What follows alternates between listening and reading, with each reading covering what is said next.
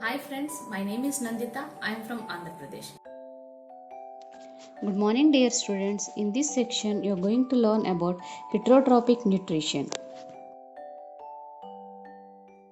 Children, most of the plants have green pigment called as chlorophyll and they can make their own food by the process of photosynthesis. So, some of the plants do not have chlorophyll and they cannot synthesize their own food, and these plants are known as heterotrophic plants. This type of nutrition can be categorized into parasitic mode of nutrition, insectivorous mode of nutrition, saprophytic mode of nutrition, and symbiotic mode of nutrition. Let us discuss in detail about these four types of nutrition. Children, as we discussed that some plants do not have chlorophyll but they cannot synthesize their own food. Now let us think, how do they survive and from where do they derive their nutrition? Like humans and animals, some plants depend on the food produced by other plants also. So they use the heterotrophic mode of nutrition. Children, what did you notice in this picture? Do you see a yellow, wiry branched structure twinging around the stems and branches of a tree? Yes, this plant is called as cuscuta and it is having another name amarbel. Let us discuss about parasites. In parasitic mode of nutrition, plants depend on other plants or animals for their food, means nourishment. Such dependent plants are also called as parasites, and the ones on which parasites depend are called as hosts. Let us discuss about cuscuta. Cuscuta is a plant that does not have a chlorophyll. Already we discussed that it sucks food from the host plant through the roots called as fustorium. Cuscuta is therefore a complete parasite. A parasite plant climbs on the host plant from which they get all the food. The host does not get any benefits from the parasitic plants. Some examples of parasitic plants are cuscuta, we can call as amarbel, hookworms, tapeworms, leeches, etc. Rafflesia. This is also another type of parasitic tetrastigma plant. It is completely dependent on its host plant for its food. Children, have you seen or heard of a plant that can eat an animals? Yes, there are a few plants which can trap insects and digest them. Is it not amazing? Such plants may be green or some other color also. These types of plants purely depend on other insects and small animals for their nutrition. And these plants are called as insectivorous plants. Observe the picture and we will discuss about insectivorous plants. Insectivorous plants. An insectivorous mode of nutrition is observed in the plants like picter plant and Venus flytrap. Look at the picture of a picter plant. The picter like or a jug like structure is the modified part of a leaf. The apex of the leaf forms a lid which can open and closes the mouth of the picter. Inside the picter there are a hair which are directed to downwards. When an insect lands on the picter, the lid closes and trapped the insects gets entangled into the hair. The insect is digested by the digestive juices secreted in the picter and its nutrients are absorbed. Such insect eating plants are called as insectivorous plants.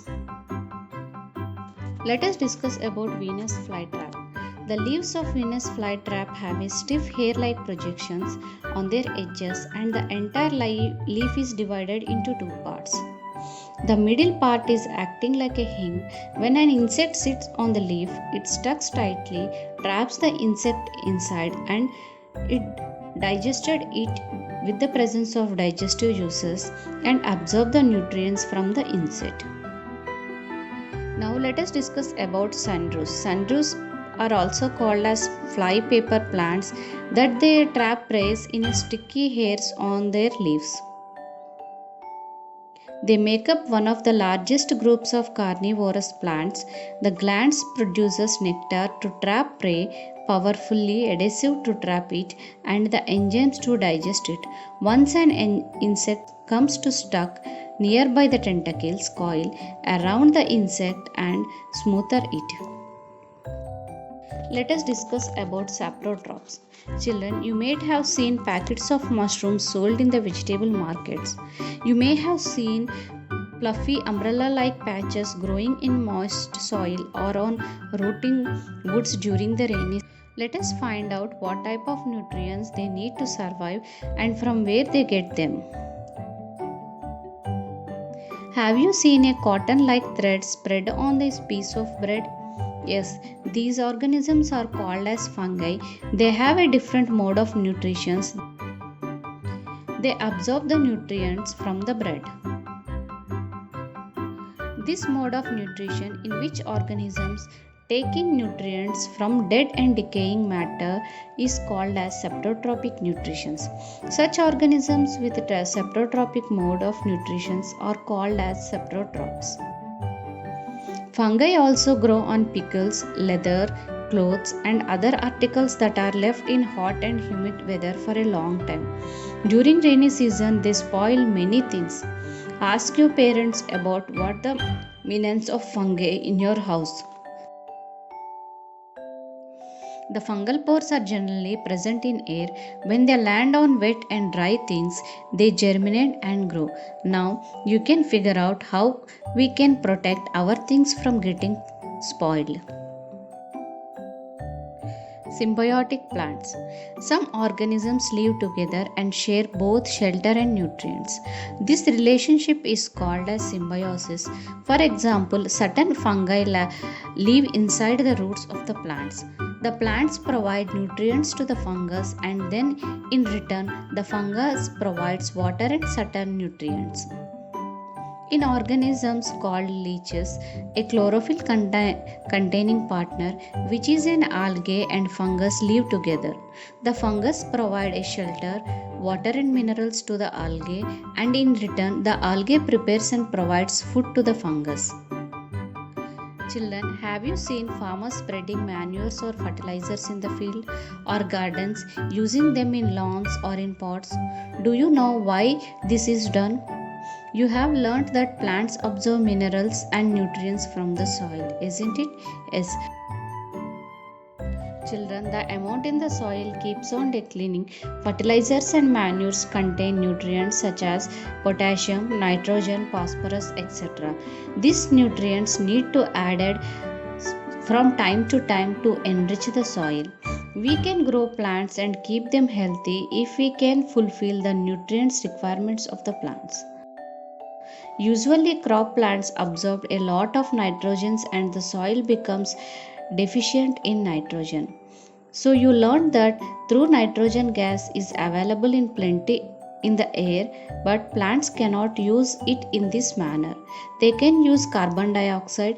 They need nitrogen in the soluble form.